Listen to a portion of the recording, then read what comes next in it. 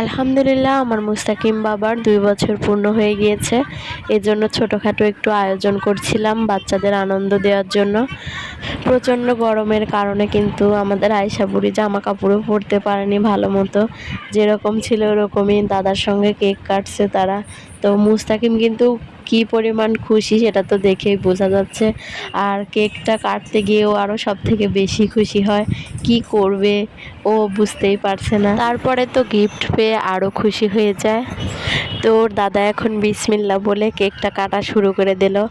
আর আমাদের আয়েশা মুস্তাকিম কিন্তু প্রতিবারই দাদার সঙ্গে কেক কাটে। তো আপনারা অবশ্যই দোয়া করবেন এভাবে যেন আরও ওরা অনেক বছর ধরে দাদার সঙ্গে কেক কাটতে পারে।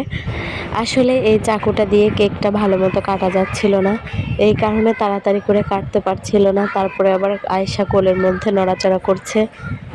ওর দাদা ওদের দুজনকে সুন্দর করে একটু করে খাইয়ে দেয়। তারপরে আমি কেকটা নিয়ে ওখানে যারা যারা ছিল সবাইকে একটু করে দিই। কেকটা কিন্তু অল্প টাকা দিয়েই কেনা ছিল, তারপরেও কিন্তু মাশাআল্লাহ অনেক সুন্দর ছিল কেকটা। কারণ কেক খাওয়ার পরে সবাই বলেছে মজার ছিল কেকটা, এই কারণেই বললাম। এরপরে চলে যাচ্ছি আমাদের মুস্তাকিম বাবু কি গিফট পেল।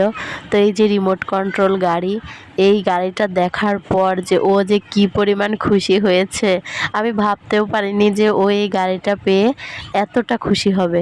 আসলে ওকে কখনো এরকম গাড়ি কিনে দেওয়া হয়নি, তো এই কারণে ফার্স্ট টাইম ও পেয়েছে, এজন্য ও এতটা খুশি হয়েছে। আসলে মাঝে মধ্যে বাচ্চাদেরকে সুন্দর সুন্দর খেলনা কিনে দেওয়া উচিত। আমি আমার বাচ্চার এতটা খুশি দেখেই বুঝতে পারছি যে ওকে যদি এরকম কোনো কিছু কিনে দেই তাহলে ও অনেক খুশি হবে। কি আনন্দের সঙ্গে এটা নিয়ে খেলা করছে। আমাদের আয়েশা বুড়িকে একটু ধরতেও দিচ্ছে না, এই কারণে আয়েশা মন খারাপ করে বসে আছে। আমাদের মুস্তাকিমের কিন্তু ছোট ছোট অনেক গাড়ি আছে, সেই গাড়িগুলো পেয়ে কিন্তু ও এতটা খুশি হয়নি এই গাড়িটা পেয়ে যতটা খুশি হয়েছে। মুস্তাকিম রিমোট দিয়ে কন্ট্রোল করতে পারছে না গাড়িটাকে, তারপরেও কিন্তু প্রচুর চেষ্টা করে যাচ্ছে। রিমোট চাপছে যাচ্ছে না, তখন আবার হাত দিয়ে ধাক্কা দিচ্ছে। ও ছোট মানুষ তো এই কারণে এখনও বুঝতে পারেনি যে এটা কিভাবে চালাতে হয়। মুস্তাকিমের জন্মদিন ছিল 12 তারিখে। আজকে কয়েকদিন পর আপলোড করলাম ভিডিওটি, কারণ ইচ্ছা জাগে না, ভিউ না হলে ভিডিও করার প্রতি কোনো মনই বসে না। আমি আগে রেগুলার ভিডিও দিতাম, এখন আর ভালো লাগে না, এই কারণে মাঝে মধ্যে কয়েকটা ভিডিও দিই। তো আমার ভিডিওগুলো যারাই দেখে থাকেন অবশ্যই আমার চ্যানেলটা সাবস্ক্রাইব করবেন। আল্লাহ হাফেজ।